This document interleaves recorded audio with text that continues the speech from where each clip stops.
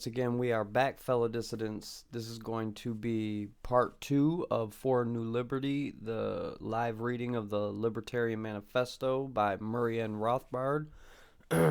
One clarification, excuse me. Yesterday, in the middle of the live reading, I was discussing the historical works of the Revolutionary period, the 5-set volume of Conceived in Liberty. That is the title of Murray Rothbard's historical revisionist history of the Revolutionary period. And the name of it escaped me in the moment, but yeah, it is Conceived in Liberty. But nevertheless, we are going to and I've gotten a few comments, personal comments, as to the reading of For a New Liberty, and I understand that there's a good portion of people who are steeped in the libertarian tradition that have obviously read For a New Liberty, and I've gotten the criticism of, well, why is it relevant?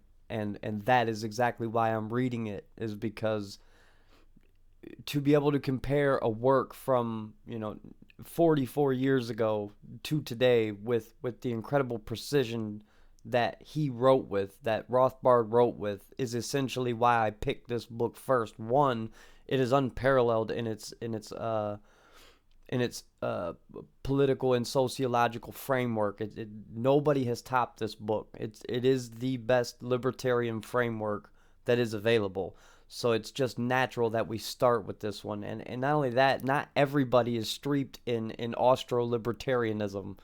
Like, sure, as libertarians, we're small in number, and we're just like the parent factions. As libertarians, we are tribal in nature, and we are ideological, which is actually pointed out by Rothbard himself as a plus. It's a good thing that we are ideological, especially given that we seem, we honestly and thoroughly believe that the Austro-libertarian tradition is the most consistent and adherent to reality. So, it's only natural that I start with this, especially when you engage the fact that not everybody understands Rothbardianism down to a T, right? Like, my entire bookshelf is filled with, more than just libertarian creed. I mean, I have a variety in my library, but a majority of it started out trying to find the hole in libertarianism and Austrian economics, and just the whole Austro-libertarian creed, right? But it's like not everybody has a library filled with libertarian credo per se, right? So the whole idea is to bring up the most relevant books, discuss it in a current framework, and try to bring more people. Isn't that the whole idea of this whole liberty movement? Isn't that the idea of kicking this liberty shit to everybody? Is to show them why it's so consistent? Well, what better way to do that than to introduce people in a very easygoing way, where you don't even have to read it if you don't want to, but you can listen and understand it and digest it, right? The most in our tradition, the most consistent principled libertarian that there is, and that comes from For New Liberty. So nevertheless, let's go ahead and jump right into it. This is For New Liberty. This is going to be part 1, a continuation. Obviously, I don't need to speak too much. I don't feel like you would be watching part 2 if you didn't already watch part 1. So all right, part 1, the Libertarian Creed. Chapter 2, Property and Exchange. This is the fundamental framework of voluntarism. The non-aggression axiom. The Libertarian Creed rests upon one central axiom, that no man or group of men may aggress against the person or property of anyone else. This may be called the non-aggression axiom. Aggression is defined as the initiation of the use of threat or the use or threat of physical violence against the person or property of anyone else. Aggression is therefore synonymous with invasion. If no man may aggress against another, if, in short, everyone has the absolute right to be free from aggression, then this at once implies that the libertarian stands foursquare for what are generally known as civil liberties, quote unquote. The freedom to speak, publish, assemble, and to engage in such victimless crimes as pornography, sexual deviation, and prostitution, which the libertarian does not regard as crimes at all, since he defines a crime as a violent invasion of someone else's person or property. Furthermore, he regards conscription as slavery on a massive scale, and since war, especially modern war, entails the mass slaughter of civilians, the libertarian regards such conflicts as mass murder and therefore totally illegitimate. And this is often, this is me interjecting obviously, but this is often the caricature of libertarianism in the mainstream world, I guess, for a lack of a better term for it. But it's that we're just pot-smoking Republicans and we just want sexual deviation for everybody. No. And Tim Pool often gets this rapidly wrong. He says that there's certain trait characteristics for the two parent factions, but there's only one for libertarians, and that is liberty. And he's right in a sense, right? Like, when it comes to political ideological action, we don't believe in aggressing against person or property, so therefore that makes the government illegitimate. But that does not mean that we say that you can engage in prostitution or you can engage in sexual deviation, that we can't also try to persuade you not to do it, right? Just because our political ideology makes us adherent to the non-aggression axiom and liberty, our number one goal, says Tim Pool, that does not actually mean that we can't try to morally persuade people out of these kinds of lifestyles, right? So it's this straw man caricature that people portray onto libertarians to make it seem as if our worldview is so ideologically stringent that we'll just let anybody do anything. No, we agree with people in their freedom of person and property, but we would most certainly morally have a frame. Well, I mean, you're free not to. That's the beauty of it. You're free not to have. You can morally deviate in whatever form or fashion you see fit. But there are a large portion of us that don't see the world in only politically and ideological terms, and we most certainly have a moral framework that we hold above, like family, for one. That's a very high priority. When we take it outside the realm of politics, when we take it outside the realm of libertarianism, we all have a moral creed. Whether that's considered devious or a deviation of the norm is irrelevant, but we most certainly have moral, upstanding creeds in our life as well. It's not just liberty, but when we're in the political, ideological realm, of course it is liberty, because that leads to everything else. But we would most certainly morally persuade people against such it's like, we legalize heroin. Are we going to go advocate that everybody shoots heroin now? No, we just don't want to lock people up for fucking ever for it, right? Caricature straw man. Anyways, let's continue. All these positions are now considered leftist, quote unquote, on the contemporary ideological scale. On the other hand, since the libertarian also opposes invasion of the rights of private property, excuse me, I got a bit of a cold. This also means that he just as emphatically opposes government interference with property rights or with the free market economy through controls, regulations, subsidies, or prohibitions. For if every individual has the right to his own property without having to suffer aggressive depredation, then he also has the right to give away his property, bequest, and inheritance, and to exchange it for the property of others, free contract, and the free market economy, without interference. The libertarian favors the right to unrestricted private property and free exchange, hence a system of laissez-faire capitalism.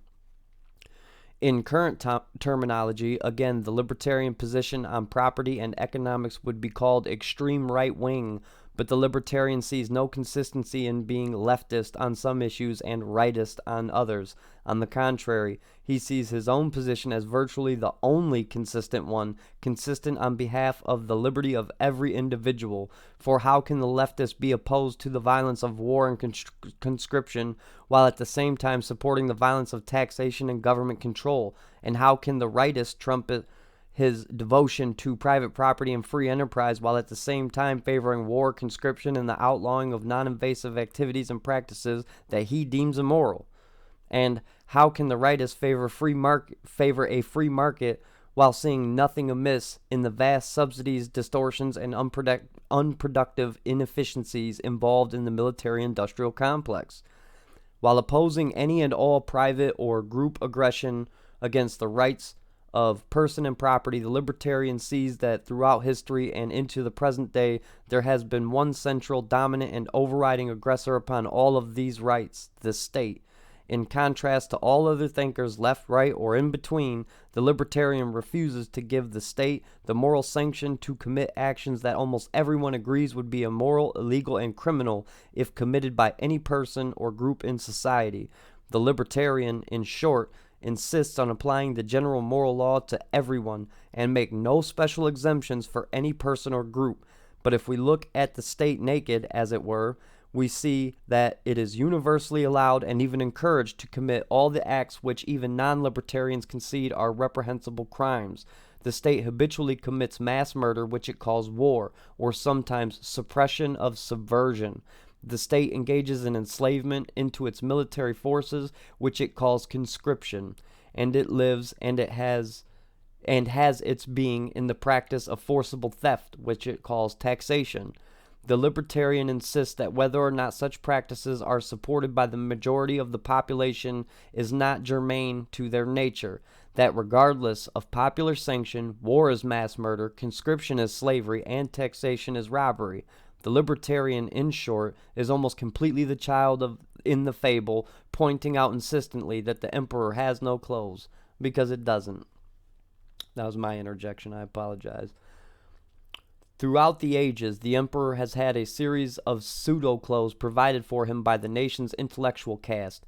In past centuries, the intellectuals informed the public that the state or its rulers were divine, or at least clothed in divine authority, and therefore what might look to the naive and untutored eye as despotism, mass murder, and theft on a grand scale was only the divine working its benign and mysterious ways in the body politic. In recent decades, as the divine sanction has worn a bit threadbare, the emperor's court intellectuals have spun ever more sophisticated apologia, informing the public that what the government does is for the quote-unquote common good and the quote-unquote public welfare, that the process of taxation and spending works through the mysterious process of the multiplier to keep the economy on an even keel, and that in any case, a wide variety of governmental services could not possibly be performed by citizens acting voluntarily on the market or in society. All this the libertarian denies. He sees the various apologia as fraudulent means of obtaining public support for the state's rule, and he insists that whatever services the government actually performs could be supplied far more efficiently and far more morally by private and cooperative enterprise. The libertarian therefore considers one of his prime educational tasks is to spread the demystification and desanctification of the state among its hapless subjects. His task is to demonstrate repeatedly and in depth that not only the emperor but even the democratic state has no clothes, that all governments subsist by exploitative rule over the public, and that such rule is the reverse of objective necessity. He strives to show that the very existence of taxation in the state necessarily sets up a class division between the exploiting rulers and the exploited ruled.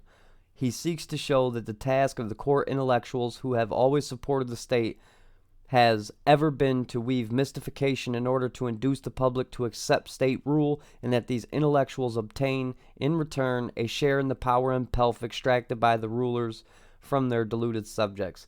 This is what I tried. This is why I'm reading this book specifically, is because it does just that. It demystifies and desanctifies the state. And I often point out that there is no two-party system in America, and other parliamentary systems have many divisions, and there is only ever two parties to the apparatus of state, and that is the state and its subjects. Plain and simple. Continuing on. Take, for example, the institution of taxation, which statists have claimed is in some sense really voluntary. Anyone who truly believes in the voluntary nature of taxation is invited to refuse to pay taxes and to see what happens to him. Legal disclaimer, don't not pay your taxes unless you're ready for the ramifications. I don't advocate for that legally. If we analyze taxation, we find that among all the persons and institutions in society, only the government acquires its revenues through coercive violence.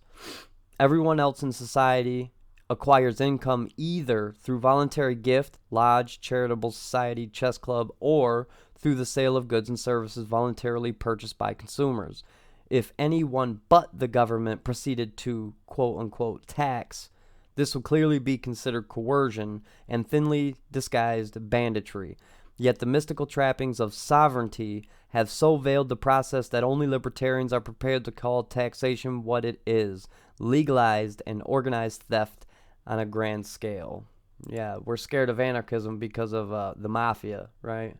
Okay, let's compare it with the state. You tell me how what is the distinction between organized crime and government? Don't worry, I'll wait. Property rights. If the central axiom of the libertarian creed is non-aggression against anyone's person or property, how is this axiom arrived at? What is its groundwork or support?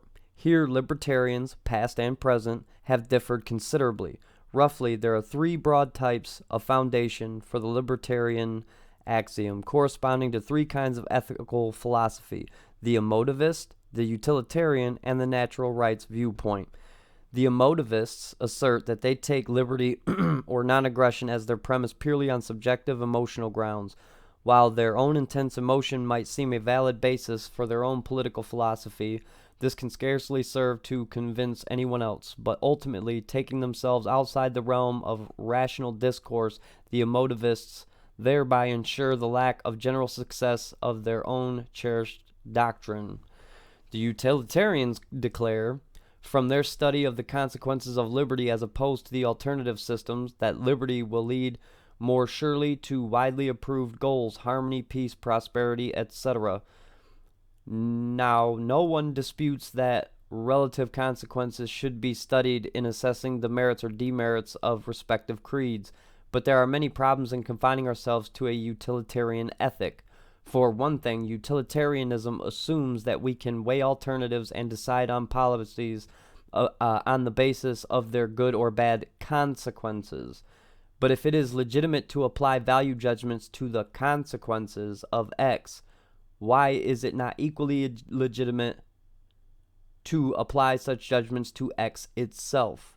May there not be something about an act itself which, in its very nature, can be considered good or evil? Another problem with the utilitarian is that he will rarely adopt a principle as an absolute and consistent yardstick to apply to the varied, concrete situations of the real world. He will only use a principle at best as a vague guideline or aspiration, as a tendency which he may choose to override at any time. This was the major defect of the 19th century English radicals, who had adopted the laissez-faire view of the 18th century liberals, but had substituted a supposedly quote-unquote scientific utilitarianism for the supposedly mystical concept of natural rights as the groundwork for that philosophy. Hence, the 19th century laissez-faire liberals came to use laissez-faire as a vague tendency rather than as an unblemished yardstick, and therefore increasingly and fatally compromised the libertarian creed. To say that a utilitarian cannot be trusted to maintain libertarian principle in every specific application may sound harsh, but it puts the case fairly.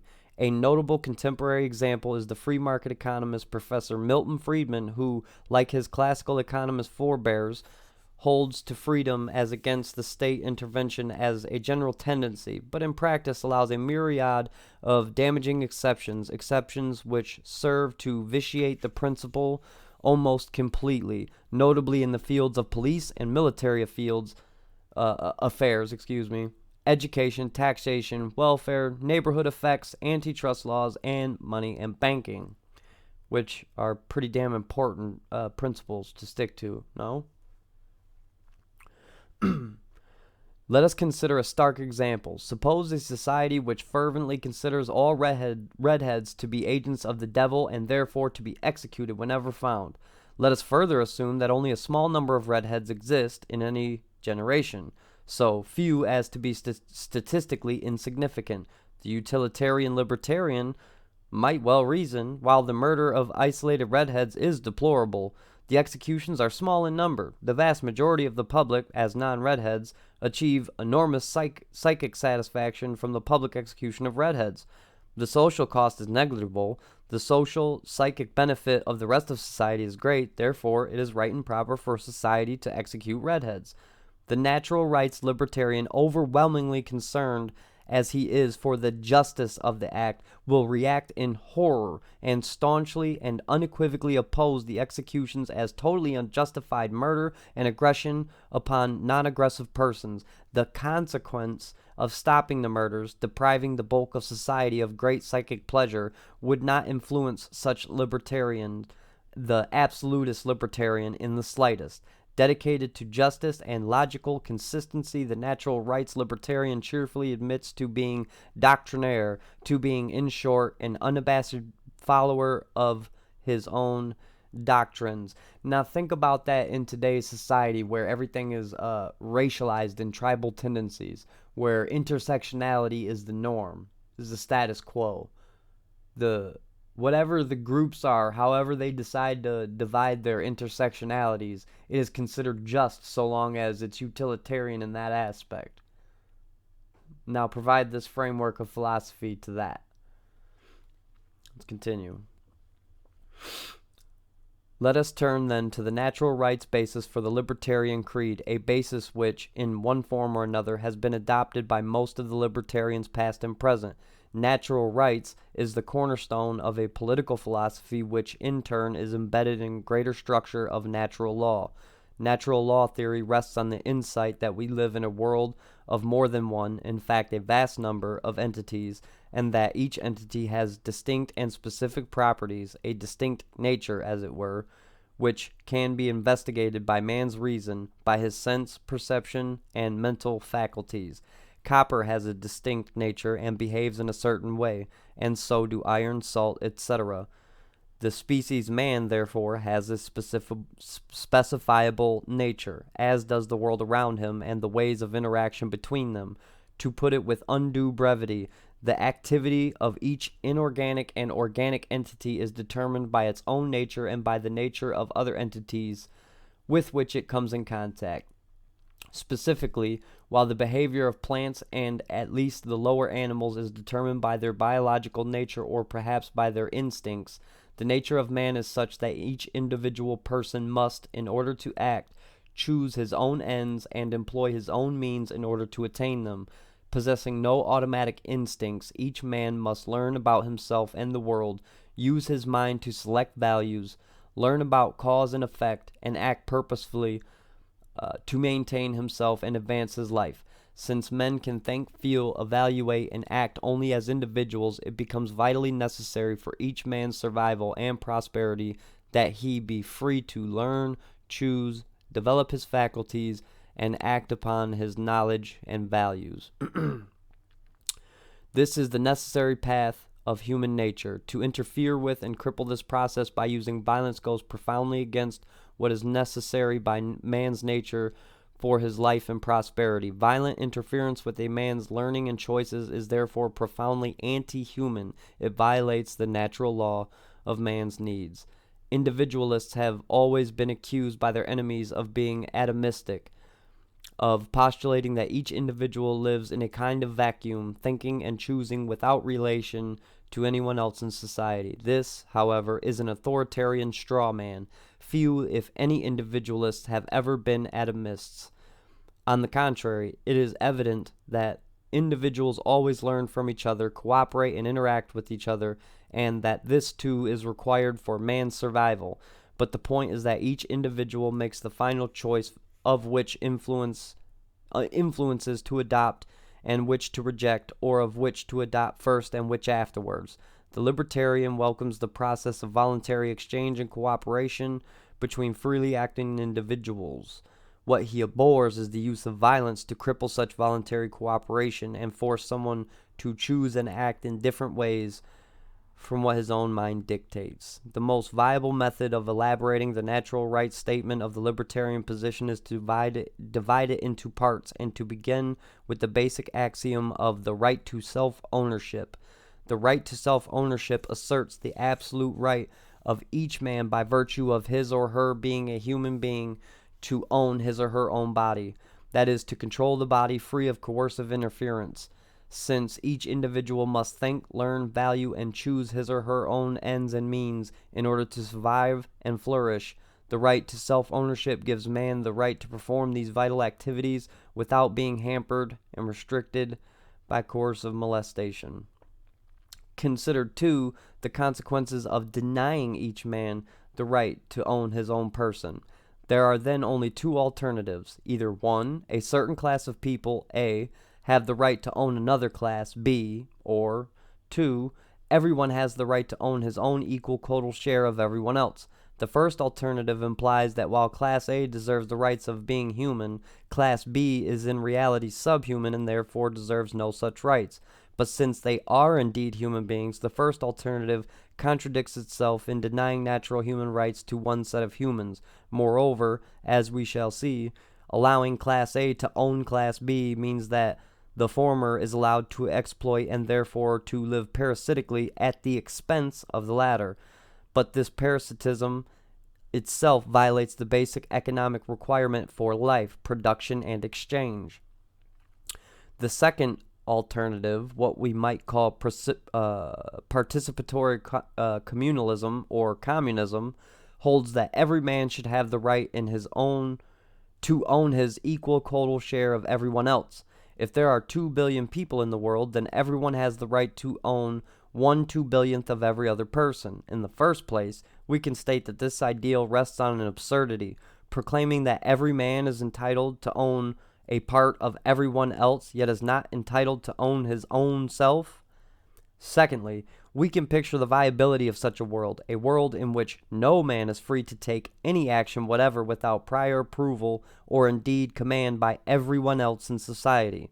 It should be clear that in that sort of communist world, no one would be able to do anything and the human race would quickly perish.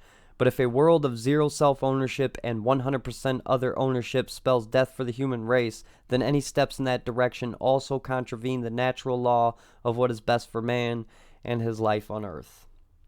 Finally, however, the participatory communist world cannot be put into practice, for it is physically impossible for everyone to keep continual tabs on everyone else and thereby to exercise his equal total share of partial ownership over every other man. In practice, then, the concept of universal and equal other ownership is utopian and impossible, and supervision and therefore control and ownership of others necessarily devolves upon a specialized group of people who thereby become a ruling class. Hence, in practice, any attempt at communist rule will automatically become class rule, and we would be back at our first alternative.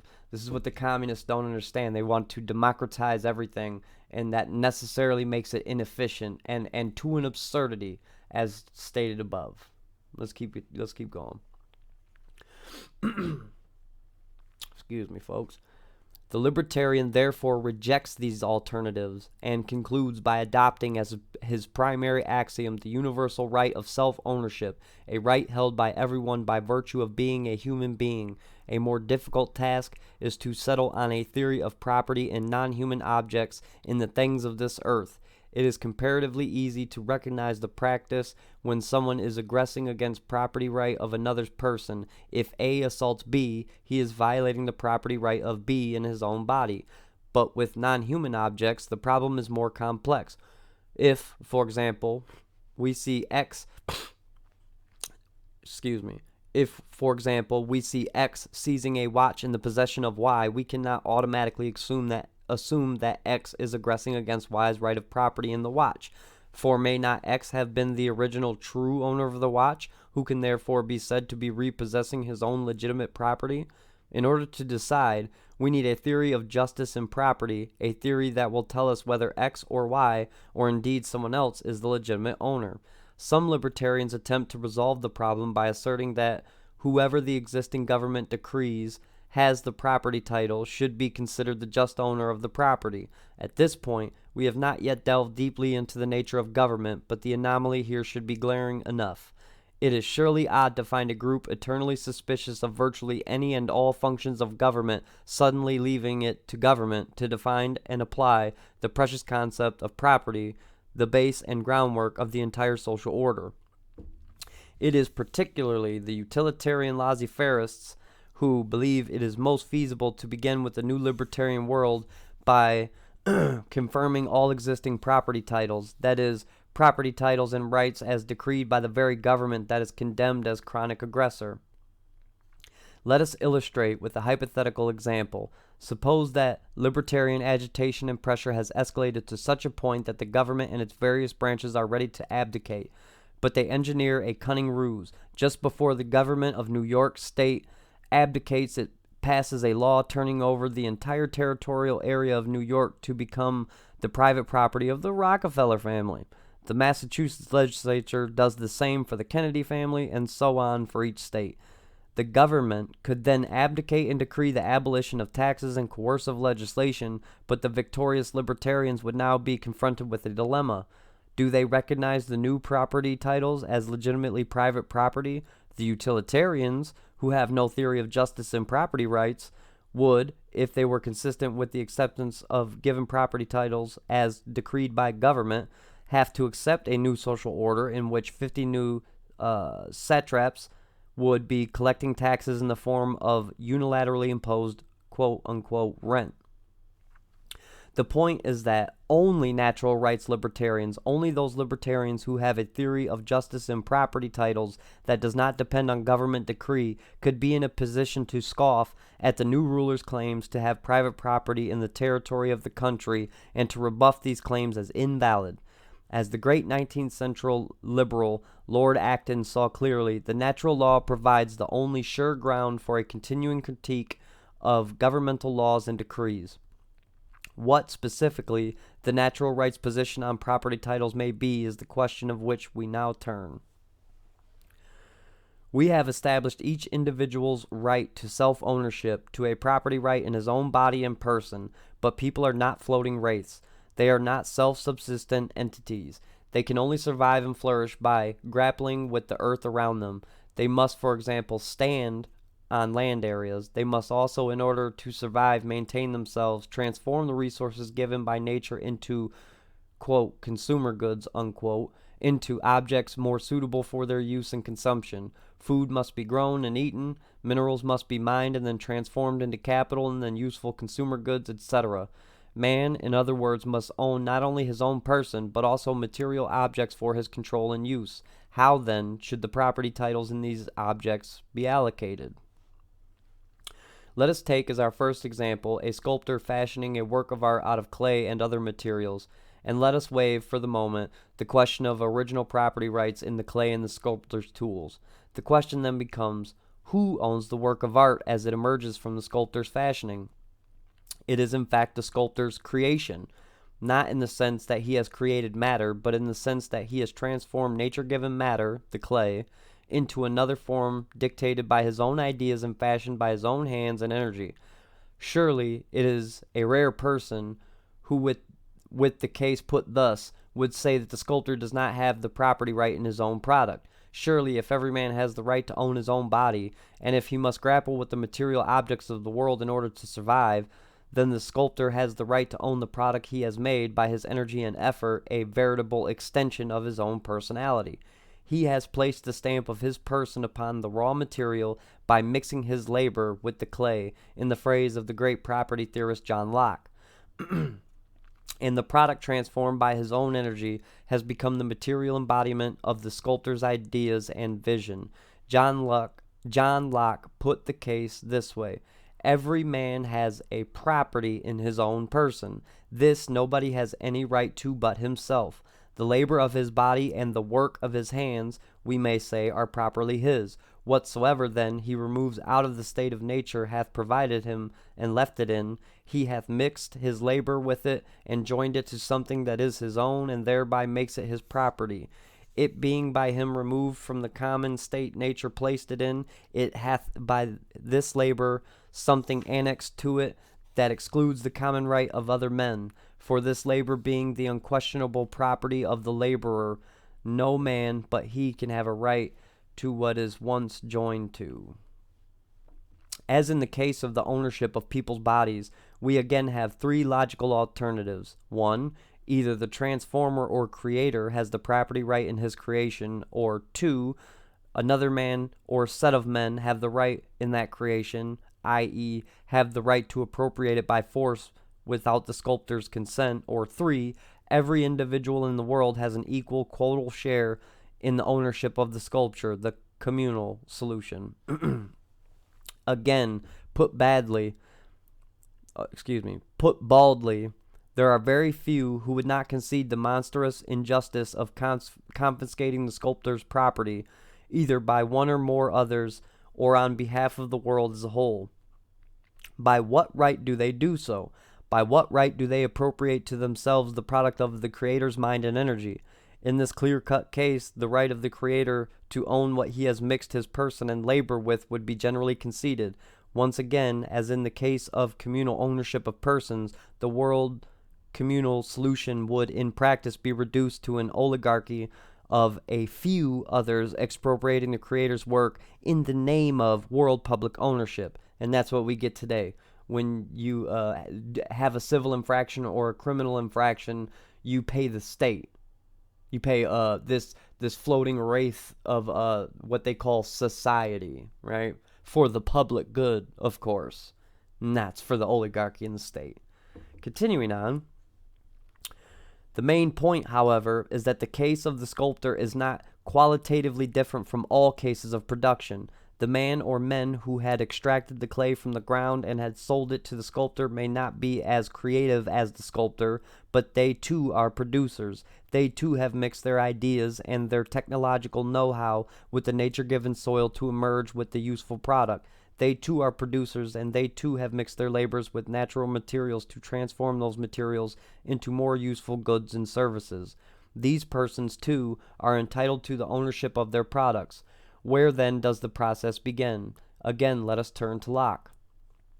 He that is nourished by the acorns he picked up under an oak, or the apples he gathered from the trees in the wood, has certainly appropriated them to himself. Nobody can deny but the nourishment is his. I ask then, when did they begin to be his? When he digested, or when he ate, or when he boiled, or when he brought them home, or when he picked them up? And 'tis plain, if the first gathering made them not his, nothing else could. That labor put a distinction between them and common.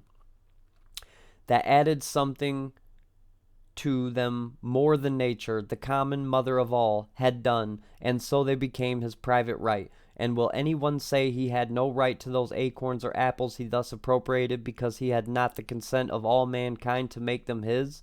Was it robbery thus to assume himself what belonged to all in common? If such a consent as that was necessary, man had starved, notwithstanding the plenty God had given him.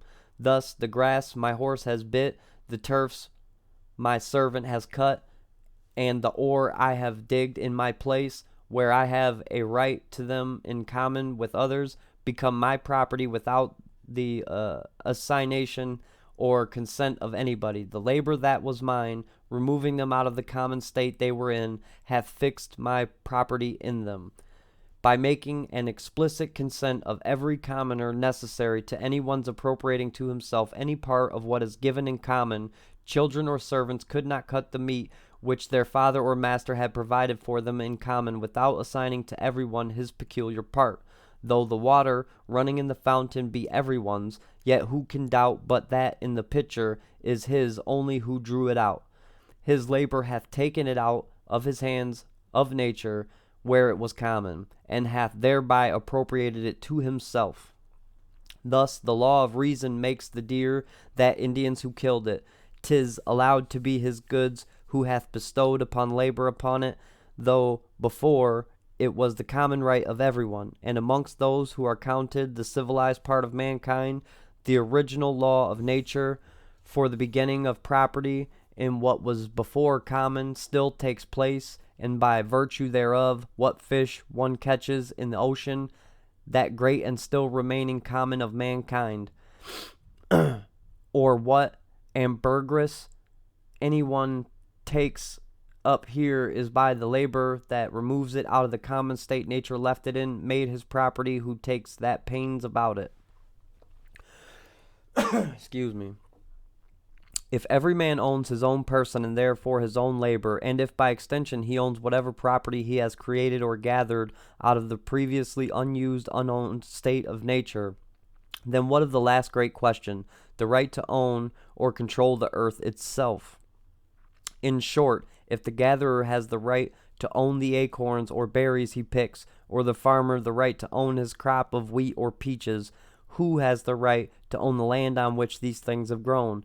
It is at this point that Henry George and his followers, who have gone all the way so far with the libertarians, leave the track and deny the individual's right to own the piece of land itself, the ground on which these activities have taken place.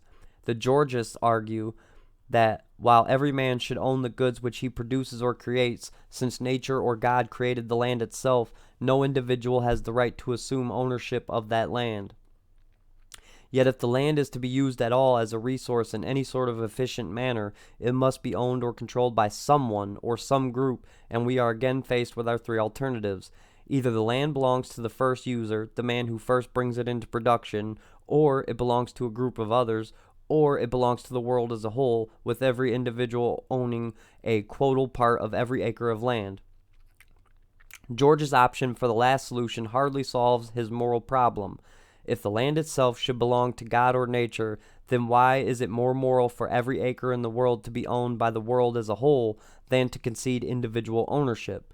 In practice, again, it is obviously impossible for every person in the world to exercise effective ownership over his now 8 billionth portion, if the world's population is, say, 8 billion, of every piece of the world's land surface. In practice, of course, a small oligarchy would do the controlling and owning, and not the world as a whole. I interjected the world population on behalf of Rothbard because it was 4 billion in 78. But apart from these difficulties, the Georgist position, the natural rights justification for the ownership of ground land, is the same as the justification for the original ownership of all other property. For as we have seen, no producer really creates matter. He takes nature-given matter and transforms it by his labor energy in accordance with his ideas and vision. But this is precisely what the pioneer, the homesteader, does when he brings previously unused land into his own private ownership. Just as the man who makes the steel out of iron ore transforms that ore out of his know-how and with his energy, and just as the man who takes the iron out of the ground does the same, so does the homesteader who clears fences, cultivates, or builds upon the land. The homesteader, too, has transformed the character of the nature-given soil by his labor and his personality. The homesteader is just as legitimately the owner of the property as the sculptor or the manufacturer. He is just as much a producer as the others. Furthermore, if the original land is nature or God-given, then so are the people's talents, health, and beauty. And just as all these attributes are given to specific individuals and not to society, quote unquote, so then are land and natural resources.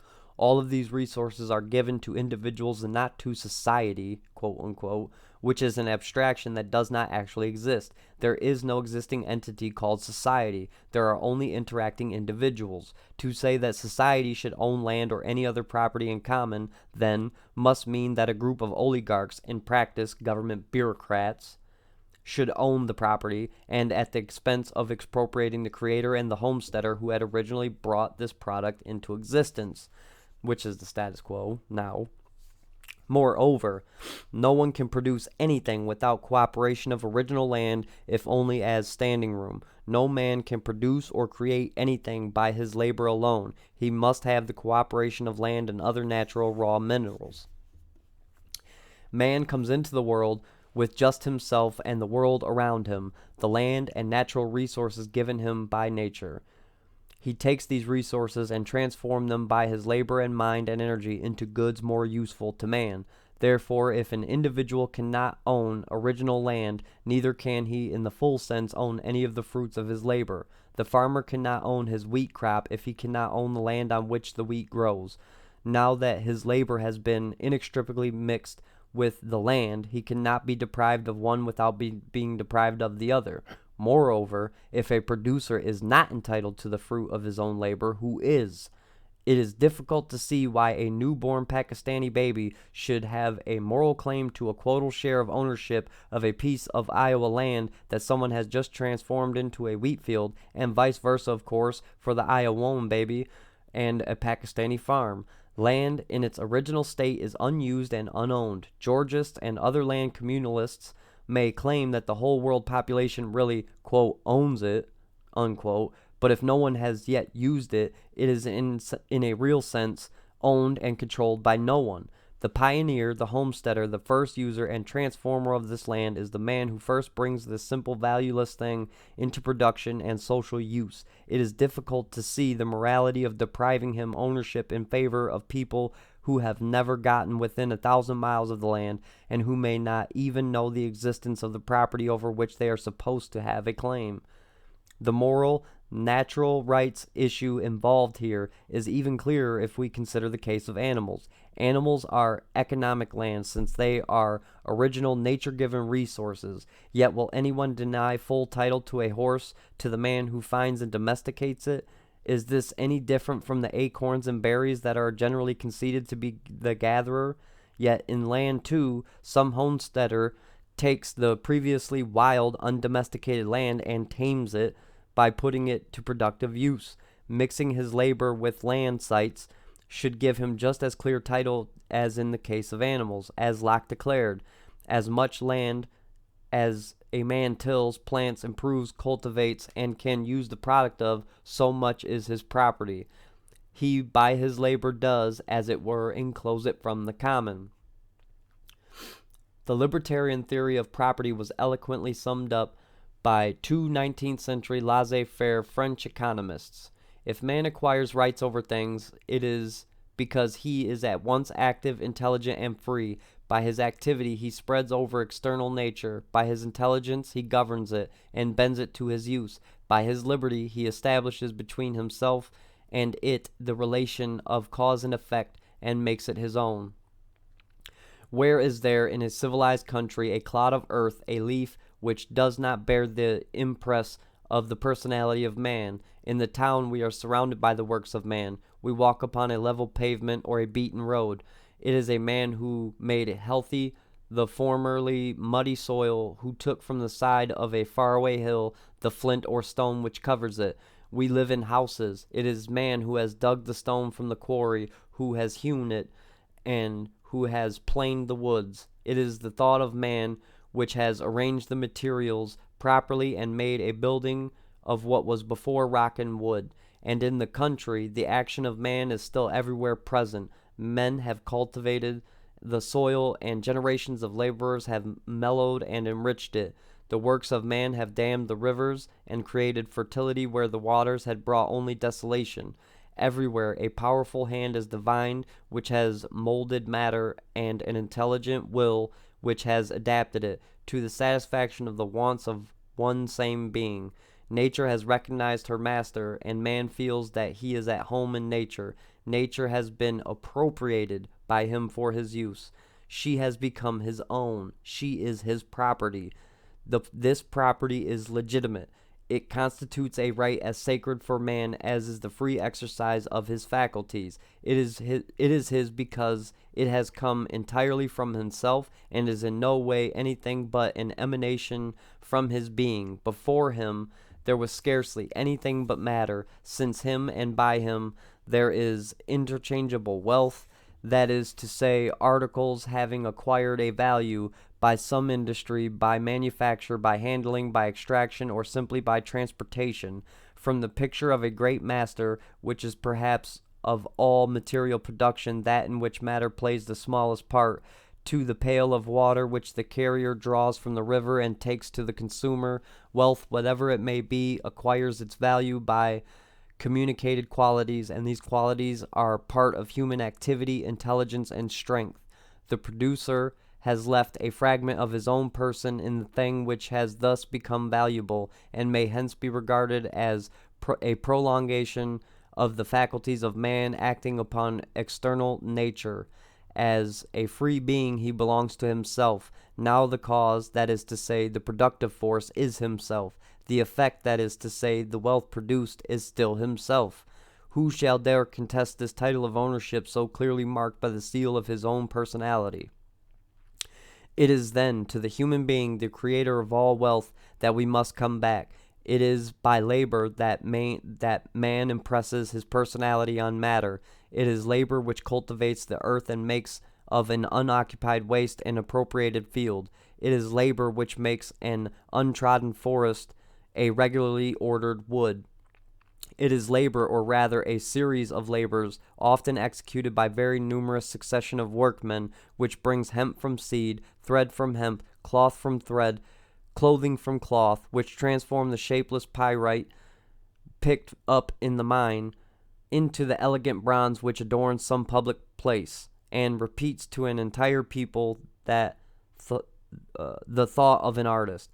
Property, made manifest by labor, participates in the rights of the person whose emanation it is. Like him, it is inviolable so long as it does not extend so far as to come into collusion with another right. Like him, it is individual because it has origin in the independence of the individual, and because when several persons have cooperated in its formation, the last possessor has purchased with a value the fruit of his personal labor, the work of all fellow laborers who have preceded him. This is what is usually the case with manufactured articles. When property has passed by sale or by inheritance from one hand to another, its conditions have not changed. It is still the fruit of human liberty manifested by labor, and the holder has the rights as the producer who took possession of it by right. Society and the individual.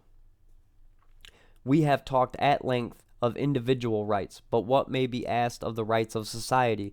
Don't they supersede the rights of the mere individual? The libertarian, however, is an individualist. He believes that one of the prime errors in social theory is to treat society as if it were actually an existing entity. Society is sometimes treated as superior or quasi-divine figure with overriding rights of its own, at other times as an existing evil which can be blamed for all the ills of the world. The individualist holds that only individuals exist, think, feel, choose, and act, and that society is not a living entity, but simply a label for a set of interacting individuals. Treating society as a thing that chooses and acts then serves to obscure the real forces at work. If, in a small community, 10 people band together to rob and expropriate 3 others, then this is clearly and evidently a case of group individuals acting in concert against another group. In this situation, if the 10 people presumed to refer to themselves as society acting in its interest, the rationale would be laughed out of court. Even the 10 robbers would probably be too shamefaced to use this sort of argument. But let their size increase, and the kind of obfuscation becomes rife and succeeds in duping the public. And yet everybody in today's society seems to go along with it. The society is you pay your debt to society. They literally say you let's take the Second Amendment. If you carry a gun without the sanction of the state, they will lock you away in a cage, and until you pay that debt to society, you're no longer allowed to possess or hold your rights in common. And this is the status quo. People advocate for this. Tim Pool honestly believes, just to take a colloquial pop culture reference, Tim Pool honestly believes that, oh, well, this is just the law. You got to pay your debt to society, and then claims himself a libertarian. As you can see, these are not libertarian principles. You have to be an individualist. You have to believe everything is derived from private property rights. If you do not believe in private property rights and the free contractual exchange and inheritance thereof, you're not a libertarian. Plain and simple. Continuing on. The fallacious use of a collective noun like nation, similar in this respect to society, has been trenchantly pointed out by the historian Parker T. Moon. When one uses the simple monosyllable France, one thinks of France as a unit, an entity. When we say France sent her troops to conquer Tunis, we impute not only unit but personality to the country. The very words conceal the facts and make international relations a glamorous drama in which personalized nations are the actors, and all too easily we forget the flesh and blood men and women who are the true actors. If we had no such word as France, then we should more accurately describe the Tunis expedition in some such way as this: a few of these 38 million persons sent 30,000 others to conquer Tunis. This way of putting the fact immediately suggests a question, or rather a series of questions. Who were the few? Why did they send 30,000 to Tunis? And why did these obey? Empire building is done not by nations, but by men. The problem before us is to discover the men, the active, interested minorities in each nation who are directly interested in imperialism, and then to analyze the reasons why the majorities pay the expense and fight the war necessitated by imperialist expansion. Yeah, ask yourself that. Why is the legitimacy of the state actually legitimate? It's not. The individualist view of society has been summed up in the phrase, society is everyone but yourself. Yeah, really think about this. Society is everyone but yourself. Put thus bluntly, this analysis can be used to consider those cases where society is treated not only as a superhero with super rights, but as a supervillain on whose shoulders massive blame is placed. Consider the typical view that not the individual criminal, but society is responsible for his crime. Take, for example, the case where Smith robs or murders Jones. The old-fashioned view is that Smith is responsible for his act. The modern liberal counters that society is responsible. This sounds both sophisticated and humanitarian until we apply the individualist perspective. Then we see that what liberals are really saying is that everyone but Smith, including of course the victim Jones, is responsible for the crime. Put this baldly, almost everyone will recognize the absurdity of this position, but conjuring up the fictive entity society obfuscates this process. As the sociologist Arnold W. Green puts it, it would follow then that if society is responsible for crime and criminals are not responsible for crime, only those members of society who do not commit crime can be held responsible for crime. Nonsense. This obvious can be circumvented only by conjuring up society as devil, as evil, being part of or apart from people and what they do. The American libertarian writer Frank Shotoroff stressed this view of society when he wrote that society are people. Society is a collective concept and nothing else. It is a convenience for designating a number of people. So too is family or crowd or gang or any other name we give to an agglomeration of persons. Society is not an extra person. If the census totals 100 million, that's all there are, not one more, for there cannot be any accretion of society except by procreation. The concept of society as metaphysical person falls flat when we observe that society disappears when the component parts disperse, as in the case of a ghost town or of a civilization we learn about by the artifacts they left behind. When the individuals disappear, so does the whole. The whole has no separate existence. Using the collective noun with a singular verb leads us into trap of the imagination. We are prone to personalize the collectivity and to think of it as having a body and psyche of its own, and it does not. This is why collectivism is a parasitic pathogen. You have to think of things not in the abstract, but as they are in reality, individuals acting. That is why Ludwig von Mises's economics is so singularly great, because he looks at it from the acting individual. It's brilliant. Continuing on. Free exchange and free contract. The central core of the libertarian creed, then, is to establish the absolute right to private property of every man, first in his own body, and second in the previously unused natural resources which he first transforms by his labor. These two axioms, the right of self-ownership and the right to homestead, establish the complete set of principles of the libertarian system. The entire libertarian doctrine then becomes the spinning out and the application of all the implications of this central doctrine. For example, a man, X, owns his own person and labor and the farm he clears on which he grows wheat. Another man, Y, owns the fish he catches, and a third man, Z, owns the cabbages he has grown and the land under it.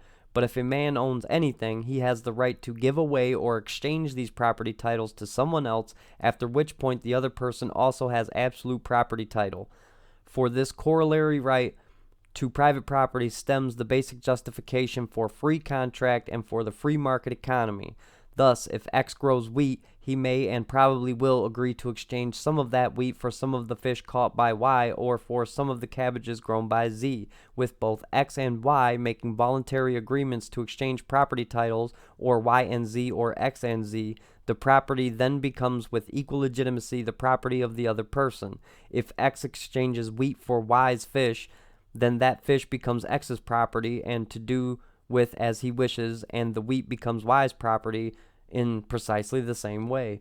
Further, a man may exchange not only the tangible objects he owns, but also his own labor, which of course he owns as well. Thus, Z may sell his labor services of teaching farmer X's children in return for some of the farmer's produce.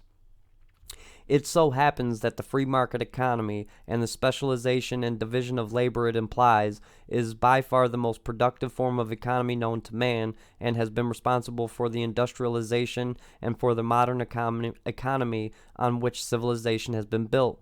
This is a fortunate utilitarian result of the free market, but it is not, to the libertarian, the prime reason for his support of this system. The prime reason is moral and is rooted in the natural rights defense of private property we have developed above.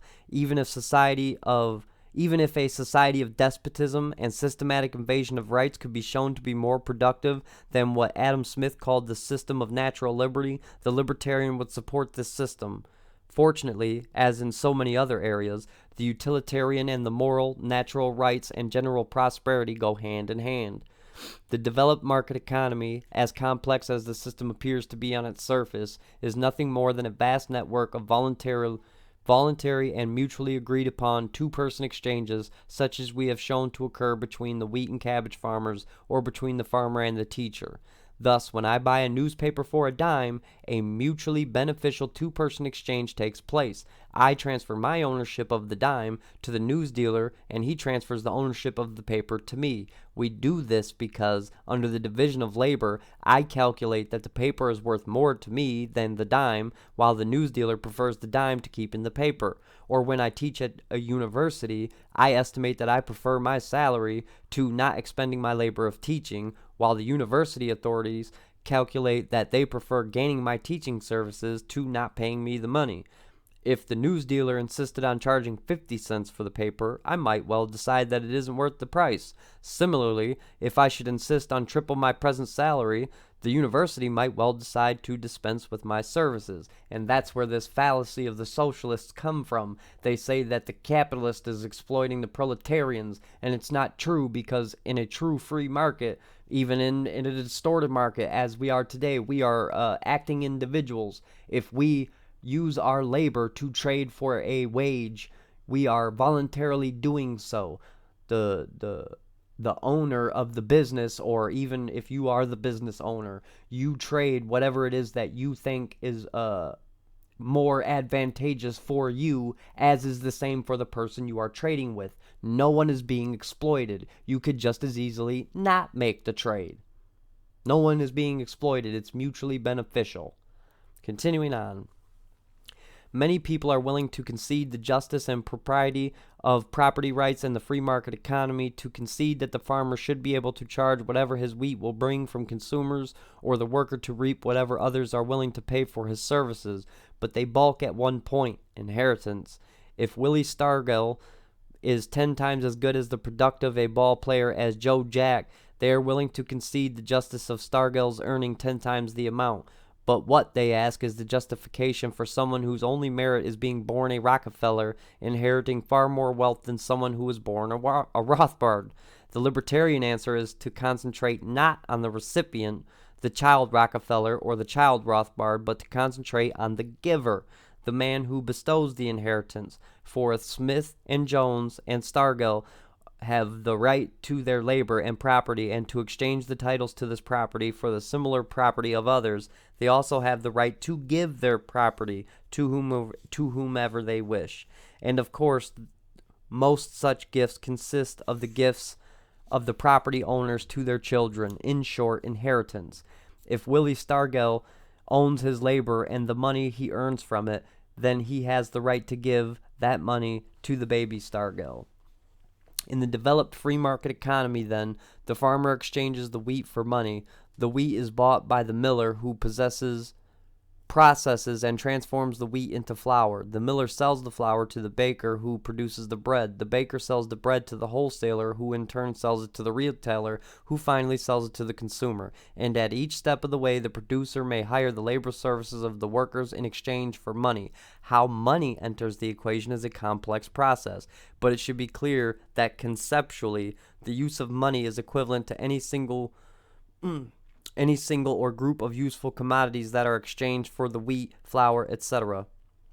Instead of money, the commodity exchange could be cloth, iron, or whatever. At each step of the way, mutually beneficial exchanges of property titles are agreed upon and transacted. We are now in a position to see how the libertarian defines the concept of freedom or liberty. Freedom is a condition in which a person's ownership rights in his own body and his own legitimate material property are not invaded, are not aggressed against. A man who steals another man's property is invading and restricting the victim's freedom, and does the man who beats another over the head. Freedom and unrestricted property right go hand in hand. On the other hand, to the libertarian, crime is an act of aggression against a man's property right, either in his own person or his material-owned objects. Crime is an invasion by the use of violence against a man's property, and therefore against his liberty. Slavery, the opposite of freedom, is a condition in which the slave has little or no right to self-ownership. His person and his produce are systematically expropriated by his master by the use of violence. The libertarian, then, is clearly an individualist, but not an egalitarian. The only equality, quote unquote, he would advocate is the equal right of every man to the property in his own person, to the property in the unused resources he homesteads, and to the property of others he has acquired either through voluntary exchange or gift. Property rights and human rights. Liberals will generally concede the right of every individual to his personal liberty, to his freedom to think, speak, write, and engage in such personal exchanges as sexual activity between consenting adults. In short, the liberal attempts to uphold the individual's right to the ownership of his own body, but then denies his right to property, i.e., the ownership of material objects. Hence, the typical liberal dichotomy between human rights, which he upholds, and property rights, which he rejects. And this is why the distinction of left libertarianism is so inherent today. There is no such thing as left libertarianism because they don't believe in private property rights. Yet the two, according to the libertarian, are inextricably intertwined. They stand or fall together. You can't have one without the other. Take, for example, the liberal socialist who advocates government ownership of all the means of production while upholding the human right of freedom, speech, or press. How is this human right to be exercised if the individuals constituting the public are denied their right to ownership of property? If, for example, the government owns all the newsprint and all the printing shops, how is the right to a free press to be exercised? If the government owns all the newsprint, it then necessarily has the right and the power to allocate that newsprint, and someone's right to a free press becomes a mockery if the government decides not to allocate newsprint in his direction. And since the government must allocate scarce newsprint in some way, the right to a free press of, say, minorities or subversive anti-socialists will get short shrift indeed. The same is true for the right to free speech. If the government owns all the assembly halls and therefore allocates all those halls as it sees fit, or, for example, if the government of Soviet Russia, being atheistic, decides not to allocate many scarce resources to the production of matzos, or for Orthodox Jews the freedom of religion becomes a mockery. But again, the Soviet government can always rebut that Orthodox Jews are a small minority and that capital equipment should not be diverted to matzo production. I may be pronouncing that wrong. I apologize. I don't mean to offend anybody. The basic flaw in the liberal separation of human rights and property rights is that people are treated as ethereal abstractions. If a man has the right to self-ownership to the control of his life, then in the real world he must also have the right to sustain his life by grappling with and transforming resources. He must be able to own the ground and the resources on which he stands and which he must use. In short, to sustain his human right or his property rights in his own person, he must also have the property right in the material world, in the objects which he produces. Property rights are human rights and are essential to the human rights which liberals attempt to maintain. The human right of a free press depends on the human right of private property in newsprint. In fact, there are no human rights that are separable from property rights. The human right of free speech is simply the property right to hire an assembly hall from the owners or to own one oneself. The human right of free press is the property right to buy materials and then print leaflets or books and to sell them to those who are willing to buy. There is no extra right of free speech or free press beyond the property rights we can enumerate in any given case. And furthermore, discovering and identifying the property rights involved will resolve any apparent conflicts of rights that may crop up. Everything is inherently tied to private property rights. That's why when you get your libertarian socialist saying we just need to abolish capital, that amounts to private property, which inherently means no private property.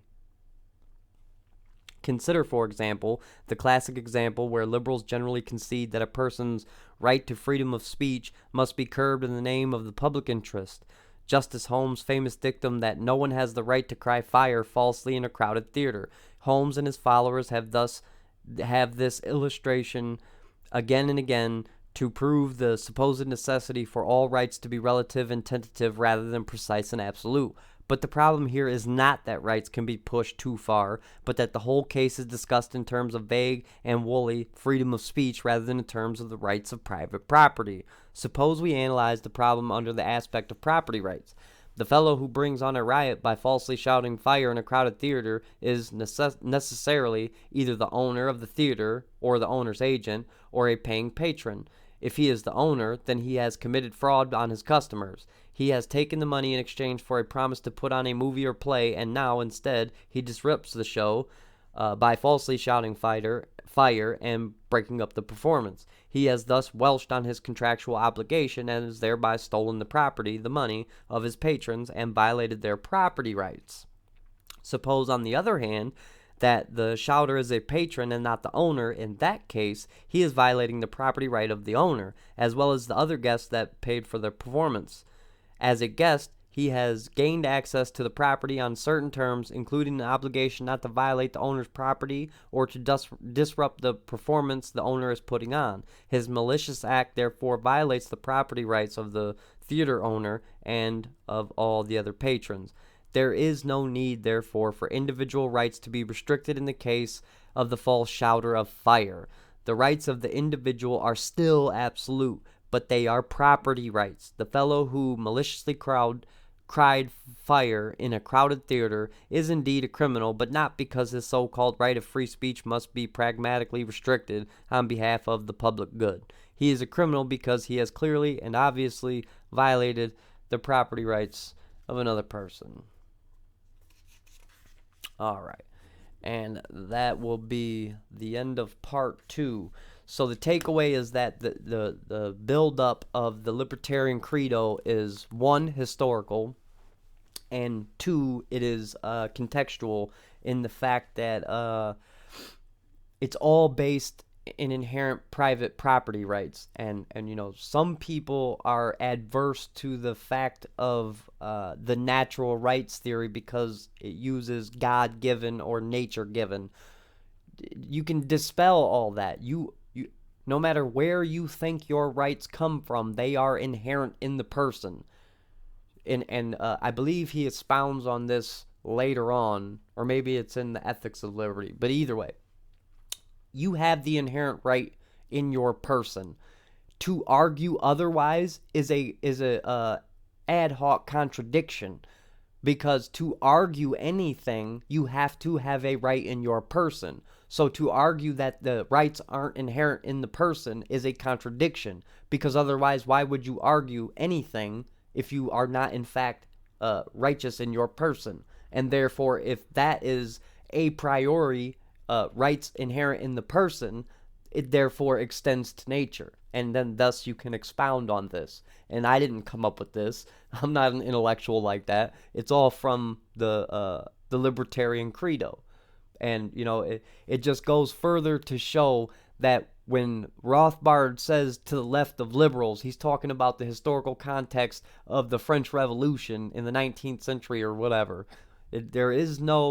You cannot have a libertarian socialism. They are a contradiction in terms. All right? So, as we continue on, we'll build on the philosophy. We'll continue to tie it to present-day situations and the absolute contradictions of society, quote-unquote, that floating wraith, and this supposed tying to woke culture that is the libertarian, the regime libertarians, as Lou Rockwell so eloquently put it. They were mad when the Mises Caucus took over because it was natural rights principled libertarian anarchists who took over the Libertarian Party. And with that, I bid you adieu. See you next time.